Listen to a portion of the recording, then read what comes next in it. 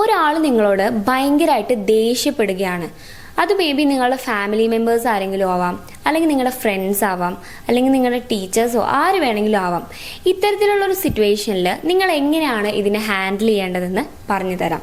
പല ആളുകളും ഇതിനെ വളരെ മോശമായിട്ടുള്ള രീതിയിലാണ് ഇത്തരത്തിലുള്ള സിറ്റുവേഷനെ കൈകാര്യം ചെയ്യാറുള്ളത്. അങ്ങനെ നിങ്ങൾ കൈകാര്യം ചെയ്യുകയാണെങ്കിൽ ആ ഒരു സിറ്റുവേഷൻ കൂടുതൽ വേഴ്സ്റ്റ് ആവാനാണ് ചാൻസ് ഉള്ളത്.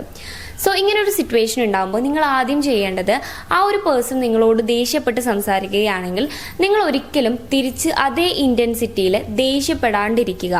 സ്വാഭാവികമായിട്ടും ഒരു മനുഷ്യൻ എന്നുള്ള രീതിയിൽ നമ്മൾ ട്രിഗർ ആവും, നമുക്കും ദേഷ്യം വരും. ഇപ്പം അങ്ങനെ ദേഷ്യം വരികയാണെങ്കിൽ പോലും നിങ്ങൾ നിങ്ങളെ തന്നെ ഒന്ന് കൺട്രോൾ ചെയ്യാനായിട്ട് ശ്രമിക്കുക. ഇനി രണ്ടാമത്തെ ഒരു പോയിന്റ് പറയാന്നുണ്ടെങ്കിൽ, ഓക്കെ, നിങ്ങൾ തിരിച്ച് ദേഷ്യപ്പെടുന്നില്ല, പക്ഷെ നിങ്ങൾ തിരിച്ച് നിങ്ങളുടെ സൈഡ് ഇങ്ങനെ എക്സ്പ്ലെയിൻ ചെയ്തുകൊണ്ടിരിക്കരുത്. നിങ്ങൾ അവിടെ സൈലന്റ് ആയിട്ട് ഇരിക്കുക. അവർക്ക് പറയാനുള്ളതെല്ലാം അവർ പറയട്ടെ. അത് പറഞ്ഞു തരുന്നതിന് ശേഷം മാത്രം നിങ്ങൾ നിങ്ങളുടെ സൈഡ് എക്സ്പ്ലെയിൻ ചെയ്യാൻ വേണ്ടിയിട്ട് പോയാൽ മതി. ഇനി മൂന്നാമത്തെ ഒരു കാര്യം, ഇത് അവരെ ഒന്ന് കൂളാക്കാൻ ഹെൽപ്പ് ചെയ്യുന്ന ഒരു കാര്യമാണ്. നിങ്ങൾക്ക് നിങ്ങളുടെ സൈഡ് എക്സ്പ്ലെയിൻ ചെയ്യാനുള്ള ടൈം നിങ്ങൾ കുറച്ച് മാറ്റി വെക്കുക എന്നുള്ളതാണ്.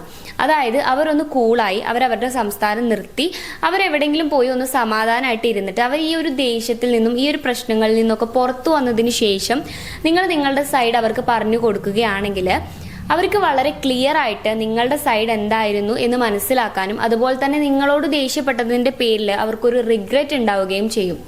സോ എപ്പോഴും ഒരാൾ നമ്മളോട് ദേഷ്യപ്പെടുമ്പോൾ അതിനെ ഇങ്ങനെ ഹാൻഡിൽ ചെയ്യാനാണ് നിങ്ങൾ ശ്രമിക്കേണ്ടത്. സോ കൗൺസിലിംഗ് റിലേറ്റഡ് ആയിട്ടുള്ള എന്തെങ്കിലും സർവീസുകൾ ആവശ്യമാണെങ്കിൽ സ്ക്രീനിൽ കാണുന്ന നമ്പറിൽ കോൺടാക്ട് ചെയ്യാവുന്നതാണ്.